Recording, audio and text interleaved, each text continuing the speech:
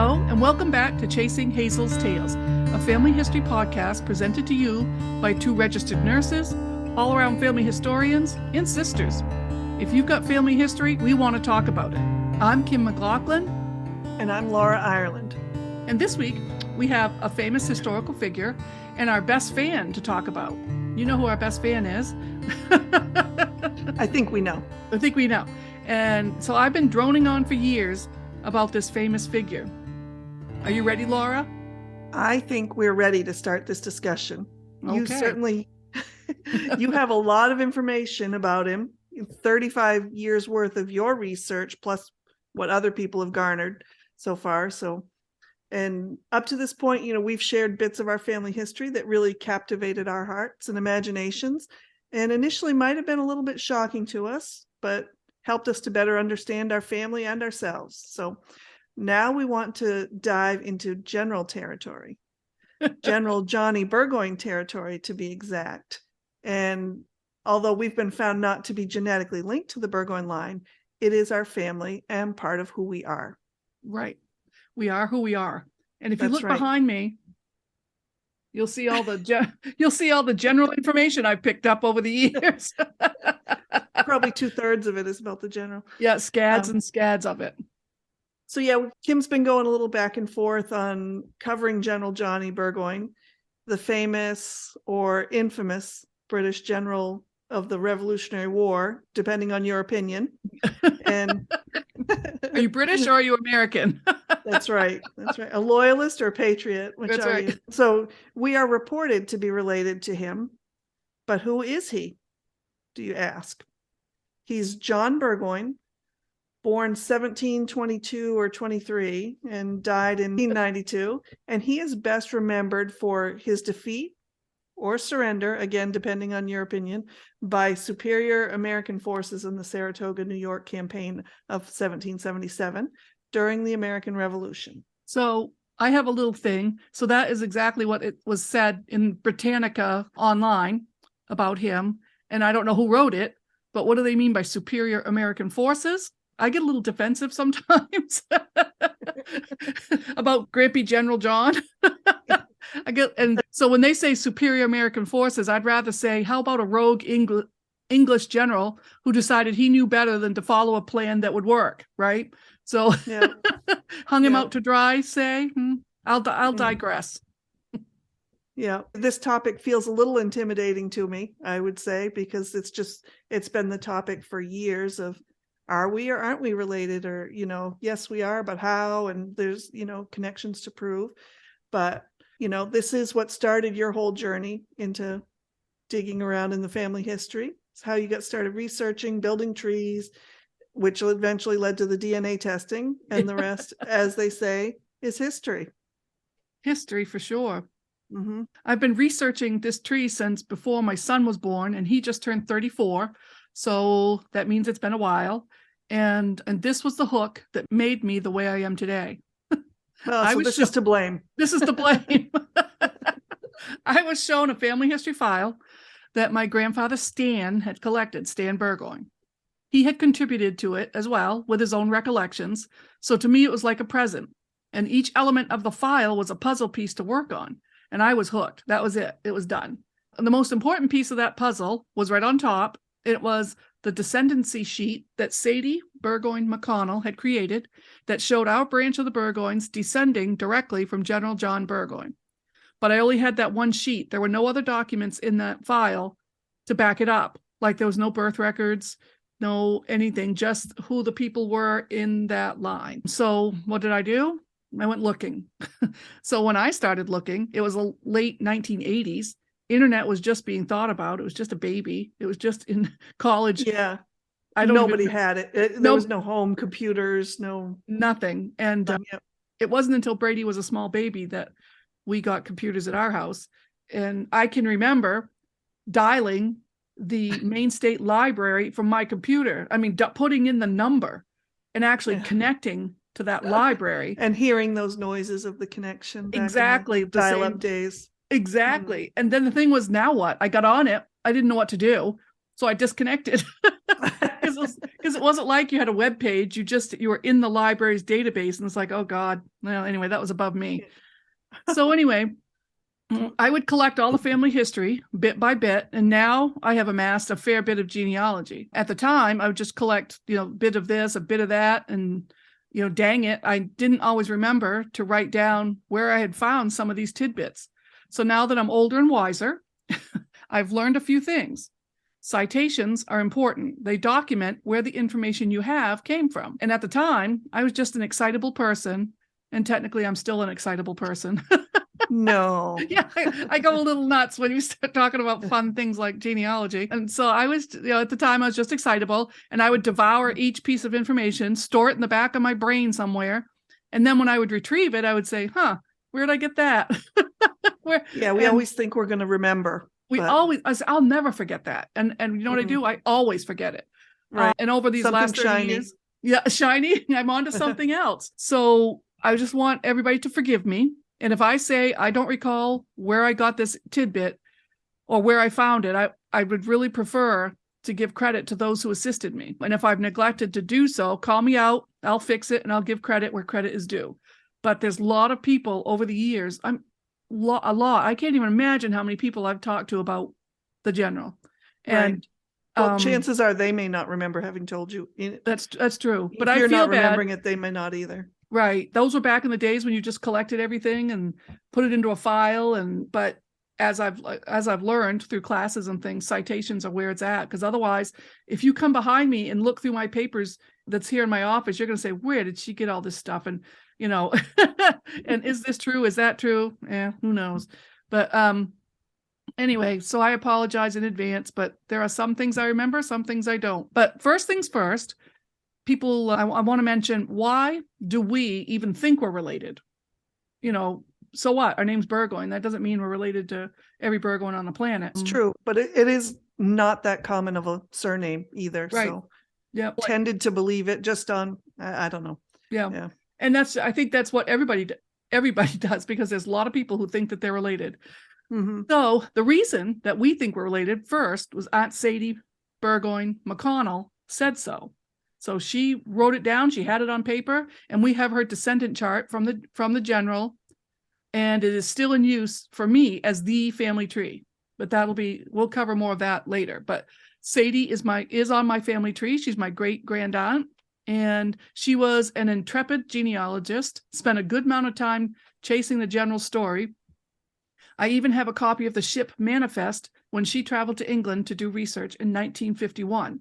I got that on Ancestry, but that came up as a hint. So there, I remembered where that came from. And what was Sadie to our grandfather Stan? She was Stan's aunt. So Stan's father was Lewis, and Lou was her brother. Okay. So because they had a big family, and she was born in Canada. So there's one. That's one reason why we think we're related. Number two, and here's the problem. I don't remember where I got this. I think it might have been Linda Burgoyne, but I'm not sure. But I have an article from the Hartford Courant. It's a picture of Mary Burgoyne. She said she was related to General Johnny Burgoyne. So she, according to this, I think, was related to Edward Burgoyne from Prince Edward Island, and that would be on our family tree. The dates don't really mesh very well for me, but I'm not exactly sure. But anyway, so she died in Connecticut in 1967. We have a newspaper clipping which shows her holding a baby. It happens to be a family friend. And the article goes on to say that she is the great-great-granddaughter of General Johnny.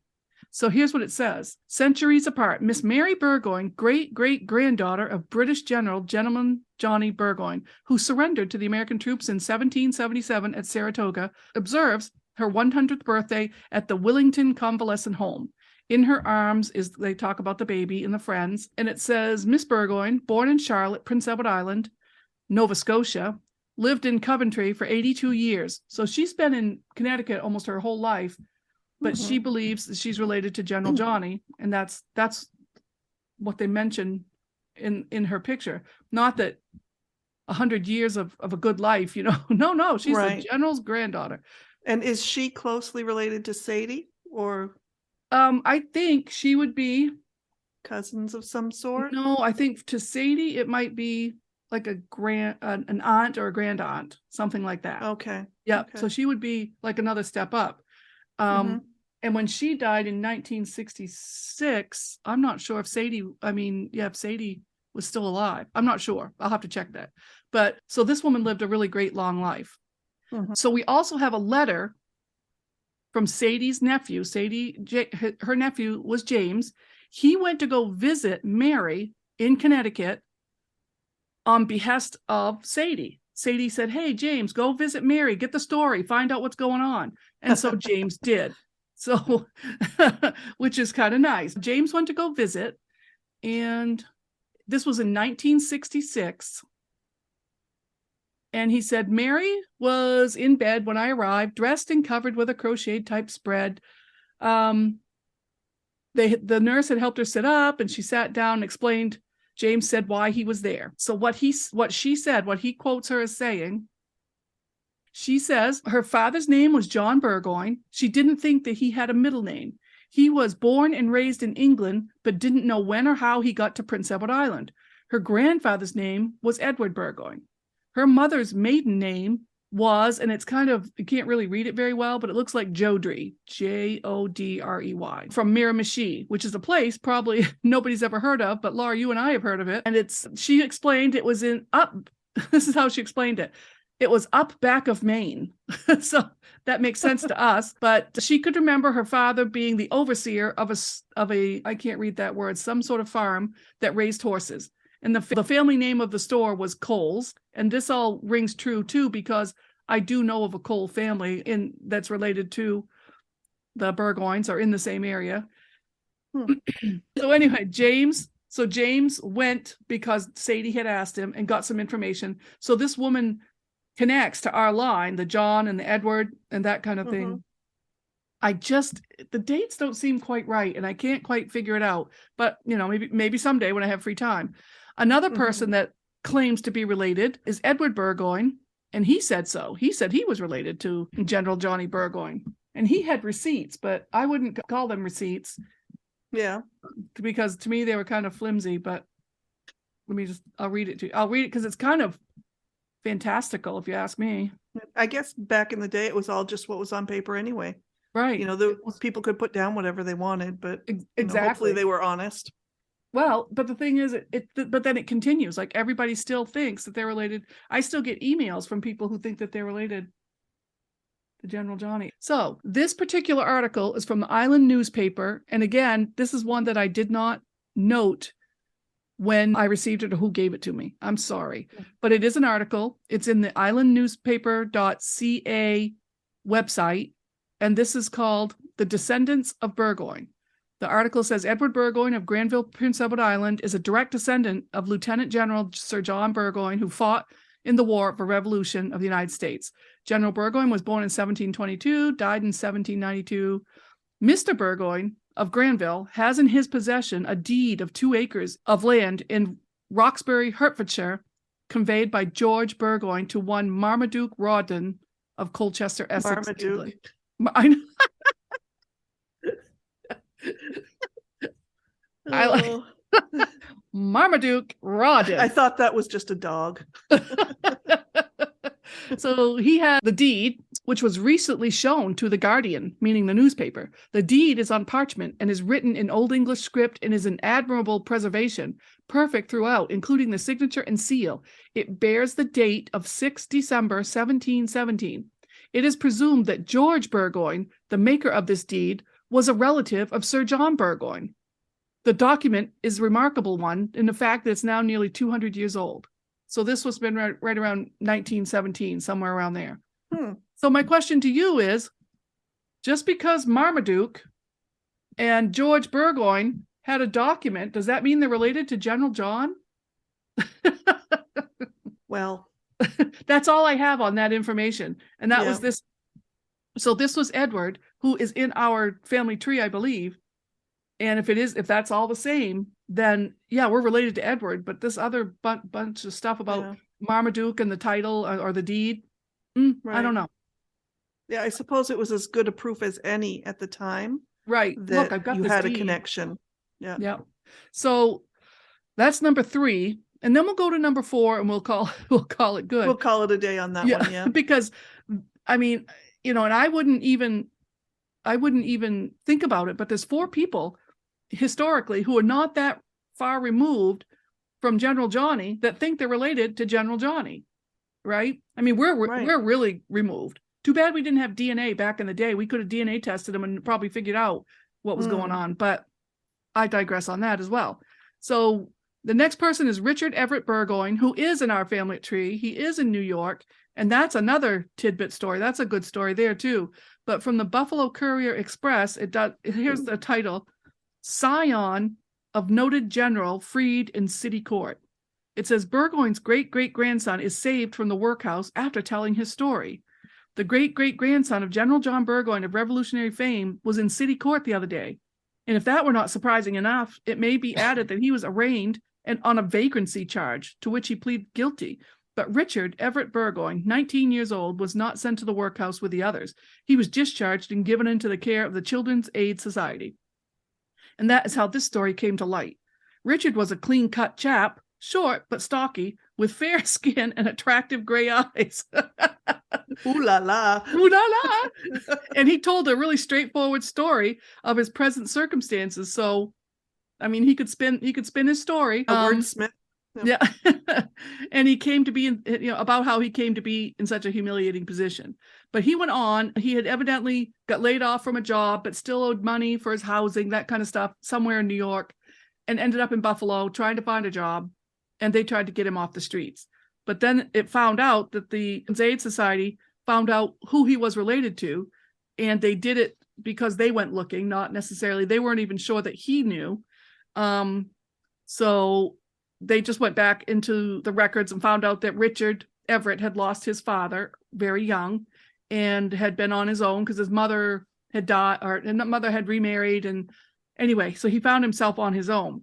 But in the end, it was noted, whatever the course taken by the blood of Burgoyne, down to the fame of the latest scion of that family, the tale is an interesting one, and it's a fact that the same blood flows through this lad's veins. Strange romances have come out of the city court, but none more surprising than that of the great-great-grandson of a round and talented Tory general, brought before the bar of justice as a vagrant, a plucky wayfarer on the lonely highway of life. Wow, very dramatic. That was the very end of that article. It was it's 3 pages long. So, so this plucky young lad or whatever. So because he had a famous great-great-grandfather. Right. So along with Sadie, these other people have reported that we are related to General Johnny, and I can place all these people on our tree. So if they say they are, and then they are historically much closer to General Johnny than we are, that's why I say, they must have known something. So I don't have, all of their answers very readily, but, I carry on. So Laura, how about a General Johnny tidbit? Yeah, I think his life was full of little tidbits, but this is pretty interesting because again, it is close to home. From Smith College in Northampton, Mass, from their website, which this is something that our sister Kathy brought to our attention, that Smith College, which is a private liberal arts women's college in Northampton, as I said, had a General Johnny connection. And just for a little background, the school has a few notable alumni, including Barbara Bush, Nancy Reagan, Gloria Steinem, Julia Child, and Margaret Mitchell, just to name a famous few. So the story about Smith College goes, the oldest house on campus, Sessions House. It was built in 1710 by Captain Jonathan Hunt. The house was the first in Northampton to be built outside of the stockade. And there was a staircase originally designed as a secret passageway used during colonization by the Hunts as a place to hide when Native Americans tried to reclaim their land. It is also said to have been used during the Civil War as part of the Underground Railroad. So that's cool. Pretty historical significance there. But the most popular house legend is that the staircase was the site of clandestine visits between Captain Hunt's granddaughter, Lucy, and Johnny Burgoyne, a British redcoat held captive in the house during the Revolutionary War. What, you suppose this was after the big surrender at Saratoga? I'm thinking they held him a bit. You go sit over there in this house. Yeah. So the Sessions House is named for Mrs. Ruth Huntington Sessions, who acquired the building at the turn of the century and opened it to Smith students as housing became scarce. And she later bequeathed the home to the college, and it's been used as a residence hall since 1921. There. So the general, he was out and about, and I think Man about Kathy, town. yeah, I think Kathy said at Halloween, they used to have Halloween parties, and that secret staircase was part of the festivities. And I don't know. Oh, that would be a good one. Yeah, I don't know what all would happen. You know, maybe we should go during Halloween and find out what's going on there. Probably, I don't know. But so that's what the general, and they would use him as part of their festivities, I believe. So Kathy must have heard about that maybe in the paper, but again, I forget. So, but she was the one, because she did live in Massachusetts. She brought us that information, and we know it came from her, so that's about all that we know. Yeah. But it's a good little tidbit. I like it. I like it because it's like he was everywhere, man. And so we just, at least now you know why we think we are related to General Johnny. We'll continue on next week with General Johnny, but we have a family history tidbit for this week for our best fan. And our best fan is David. Hashtag prove me wrong. All right. Game accepted. It's okay. I went back in his tree and found his grandfather. His grandfather's name was Byron Lloyd.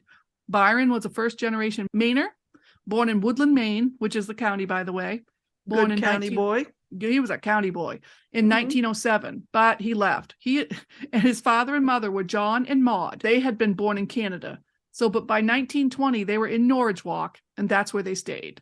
So Byron passed in 1994. But we found Byron this morning in the Morning Sentinel, which is out of Augusta, I believe, or Waterville, one or the other. He was involved in a lawsuit. All right. So the article reads, plaintiffs in the 8 actions and the damages which they seek to recover follow. Jenny V. Fogg of Norridgewock, $3,000. Alonzo Lancaster of Norridgewock, $4,000. Byron Lloyd of Norridgewock, $1,500. Byron Lloyd and John Lloyd, $6,000. Byron Lloyd and Merle Lloyd, $2,000. Frank Moore of Norridgewock, $3,000. William Welch and Mary Welch of Madison, $5,000. Thomas Crawford Wild of Madison, $3,000. And the first of the 3 actions brought by each plaintiff against the town alleges that Madison maintained a nuisance at its dump by keeping fires there during an extremely dry period. So the writ declares that the town maintained fires in its dump, thus creating and maintaining a dangerous and intolerable nuisance. And this condition created by the defendant was likely to generate and spread dangerous fires. And the defendant used its property in an unreasonable and unwarranted and unlawful manner. So basically, those landowners were mad. They lived in Norridgewock, and they were mad at Madison because Madison had a dump and kept a fire burning there all the time, even during dry weather. Right. So then they lost all this valuable timber. So the things that we learned from this little article, Byron was a considerable landowner, alone and with his brothers. And there was a huge forest fire in Madison, Norridgewock in October 1947 that started with, seems like a careless fire kept at the dump. That's what they're alleging. Yep. Mm-hmm. So anyway, I don't know if David knew that this was a thing that his grandfather had done. So maybe David will let us know. But I tried to find the results of this lawsuit and I didn't. It was just, I ran out of time. But anyway. Yeah. Well, David will let us know. Yeah. Yeah. So I think we're starting to have some plans here now that spring's here. Yeah. Going to start doing a little more exploration of the cemeteries, and people like us in the Northeast just praying for no surprise snowstorms in April so that we can get out there and start doing our thing. Yeah. This morning they had data on how many surprise April snowstorms there are, and it's common, and I didn't like that. I recall getting a major snowstorm on April 7th Yep. in high school. I don't remember which year, but it was a Yep. foot and a half of snow. I think I was either a senior or I might have something been a like- sophomore. yeah, No. maybe a junior. Anyway, yep. Yeah. Anyway, it'll melt quickly, but what a pain. Yeah. All right. So next week, we want to discuss our family line, and that line goes right back to Cornwall, England. That is everything that I have verifiable, just as a little tease. All And- roads lead to Cornwall. Is that what we're saying? Oh, they do. And Cornwall's Road just- trip. Yeah, Cornwall's just stunning. So we're going to go to Cornwall because that's what Sadie says is where they're from. So we're also going to talk about the children of General Johnny. He did have children and he had kind of an interesting life, but we have one of his children that we're very interested in. And Cornwall, England is where it's at. So anybody want to sponsor our road trip to England, because we're taking sponsorships at this time.